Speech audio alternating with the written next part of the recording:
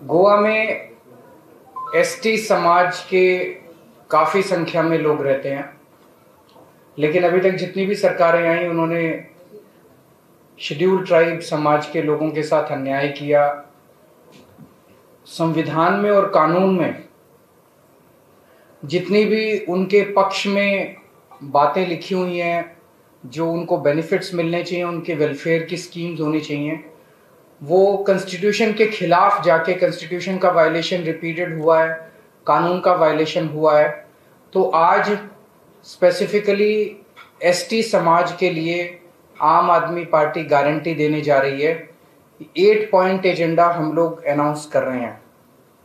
सबसे पहला है कि ट्राइबल सब प्लान के तहत जो भी सेंटर से और स्टेट से बजट आता है उसका रफली 12.5% ट्राइबल्स के ऊपर खर्च होना चाहिए। दैट अमाउंट्स टू रफली 2400 crore rupees every year.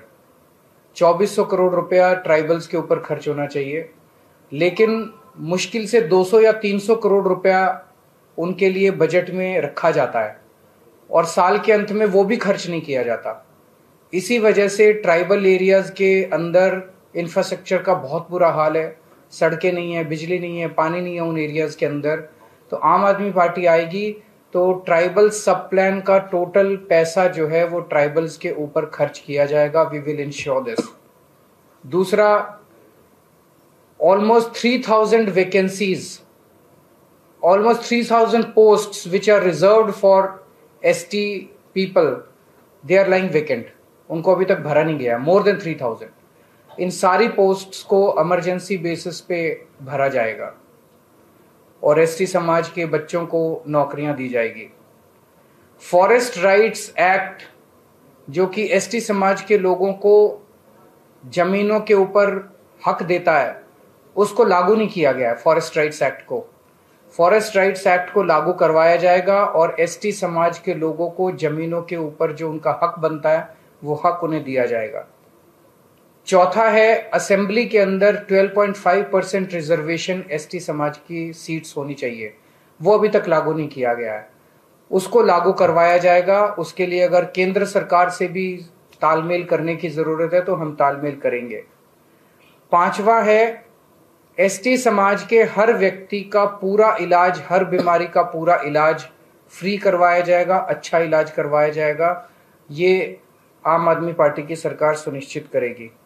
Sixth, हम उनके लिए अच्छे स्कूल खोले जाएंगे और उनके बच्चों को अच्छी और फ्री शिक्षा दी जाएगी, बचपन से लेकर ग्रेजुएशन तक कंप्लीट।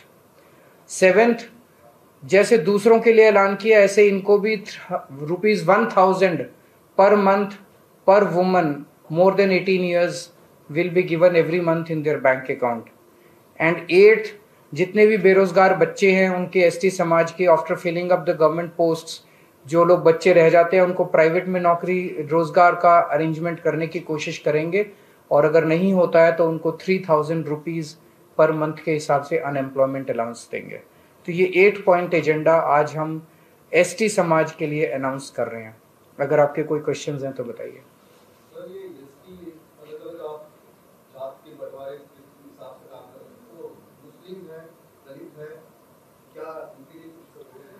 एसटी एससी ये तो कॉन्स्टिट्यूशन के अंदर है, ये तो कॉन्स्टिट्यूशनल प्रोवाइडेड राइट्स हैं। कॉन्स्टिट्यूशन के अंदर रिलीजन के बेसिस पे कोई प्रोविजन नहीं है। तो कॉन्स्टिट्यूशन के हिसाब से जो प्रोविजंस है, जो मैंने कहा कि 12.5% बजट इनके ऊपर खर्च होना चाहिए, इतनी रिजर्वेशन होनी चाहिए, जो मैं कह रहा हूँ ये उनके कॉन्स्टिट्यूशनल ऑब्लिगेशंस हैं गवर्नमेंट के, जो उन्होंने पूरे नहीं किए।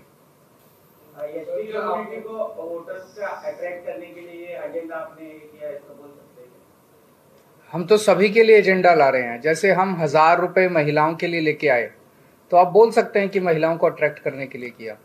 हमने कहा कि बिजली सबको फ्री देंगे तो सारे गोवा के लोगों को अट्रैक्ट करने के लिए दिया। आप बोल सकते हैं, बिल्कुल बोल सकते हैं।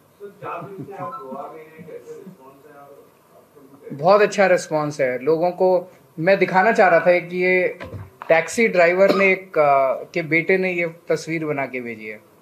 तो मैं सोच रहा था कि मैं तो दिल्ली से आता हूँ, कभी कभी आता हूँ, तो यहाँ के लोग इतना प्यार करते हैं आम आदमी पार्टी से, आम आदमी पार्टी के लोगों से, हमारी आइडियोलॉजी से। कल 8 साल का एक बच्चा आया था, उनके पिताजी बीजेपी में हैं और वो मुझे सारा बता रहा था, वो नेट के ऊपर पढ़ के आया था कि आम आदमी पार्टी क्या क्या काम करती है। वो बोला मैं इस बार अपने पूरे परिवार का वोट आपको दिलाऊंगा, जो मर्जी करना पड़े मुझे। तो मेरा अपना ये कहना है, मैं तो कल भी बोला था कि इस बार एक बार कांग्रेस के भी सारे वोटर्स, बीजेपी के भी सारे वोटर्स, एमजीपी के, जीएफपी के सारे वोटर्स मिलके, आप अपनी पार्टी में रहो लेकिन मिलके एक बार आम आदमी पार्टी को वोट दे दो, गोवा अच्छा हो जाएगा। बहुत अच्छा है, इज वेलकम।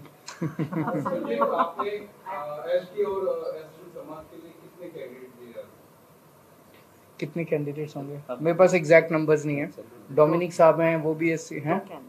दो हमारे 2 कैंडिडेट्स हैं, 2 कैंडिडेट्स हैं। सर, पंजाब में चरणजीत सिंह के जो मिले हैं, उनको ईडी ने कल अरेस्ट किया है, क्या उन्होंने 111 दिन में ही कमाल करके दिखा दिया। लोगों को 4-4, 5-5 साल लगते हैं करप्शन करने में, और फिर उन्होंने 111 दिन के अंदर ही इतना कमाल करके दिखा दिया। इतना करप्शन किया है, बहुत अनफॉर्चुनेट है। लोग देख रहे हैं, इसीलिए लोगों को एक ईमानदार सरकार चाहिए। आज राहुल गांधी शपथ दिलाने वाले हैं, उनके जो सभी उम्मीदवार हैं उनको, इसके बारे में क्या सोचना है? आपको कॉपी कर लिया उन्होंने? वो अच्छी चीजें कॉपी करें। हम चाहते हैं कि वो अपने जहाँ राजस्थान में उनकी सरकार है, छत्तीसगढ़ में उनकी सरकार है, तो वहाँ पे वो बिजली भी फ्री करें। वहाँ पे वो जो अच्छे स्कूल जैसे हमने दिल्ली में बनाए वो भी बनाएं, वहाँ पे अच्छे हॉस्पिटल भी बनाएं, वहाँ पे दवाइयाँ भी फ्री दें। सारी अच्छी चीज़ें हमारी कॉपी करें, फिर हमें पार्टी बनाने की क्या ज़रूरत है। फिर हम देखते हैं, वो तो चुनाव के बाद पता चलेगा।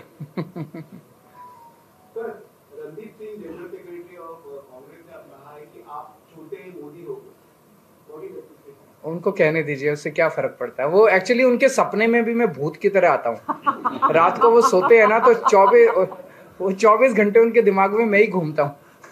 कभी कुछ कहते हैं, मुझे खूब गालियां देते हैं ये लोग। मैं उनको कहना चाहता हूँ कि मुझे गाली देने की बजाय जनता के लिए काम करें। अगर वो जनता के लिए काम करेंगे तो केजरीवाल का वजूद ही खत्म हो जाएगा। आज हमें लोग क्यों पूछते हैं, हमें क्यों प्यार करते हैं? क्योंकि हम जनता का काम करते हैं। हम उनके बच्चों को अच्छी एजुकेशन देते हैं, हम उनके परिवार को अच्छा इलाज देते हैं, हम उनको बिजली देते हैं। इसीलिए लोग हमारी, तो आप भी करो ना। केजरीवाल को गाली देने से क्या फायदा है? मैं छोटा मोदी हूँ, बड़ा मोदी हूँ, फलाना हूँ, क्या फर्क है? उसी सवाल के बीच पर एक सवाल था। 2 महीने पहले जब कोई भी पार्टी के कोई नेता आते थे तो उन्हें पॉलिटिकल टूरिज्म कहा जाता है। आजकल आप गोवा के सीएम ने आपके ऊपर कि आपको दिल्ली में काम नहीं है, इसलिए बार-बार गोवा आते हैं। देखो, गोवा वाले को भी काम नहीं है, वो सारा दिन दिल्ली बैठा रहता है, प्रमोद सावंत। वो भी तो दिल्ली बैठा रहता है सारा दिन। चलिए ठीक है, थैंक यू।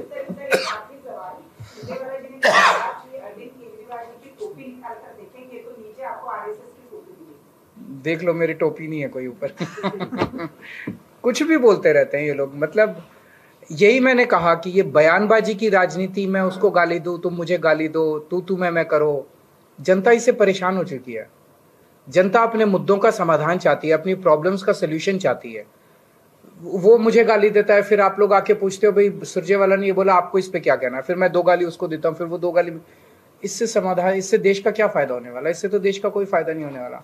आपको उनसे ये पूछना चाहिए था कि कांग्रेस का गोवा के लिए क्या एजेंडा है। बोलो केजरीवाल दुनिया का सबसे गंदा आदमी है, आप गोवा के लिए क्या करेंगे ये बताइए। उनके पास गोवा के लिए कोई एजेंडा नहीं है, कांग्रेस के पास भी नहीं है, बीजेपी के पास। उनसे पूछो कि आपके पास गोवा का क्या एजेंडा, कहेंगे केजरीवाल छोटा मोदी है।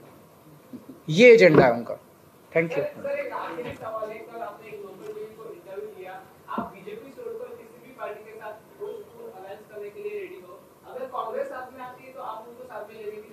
अगर कांग्रेस के कुछ एमएलए बचेंगे तो विचार करेंगे।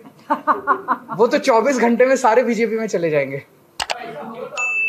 अगर बचेंगे तो देखते हैं ना।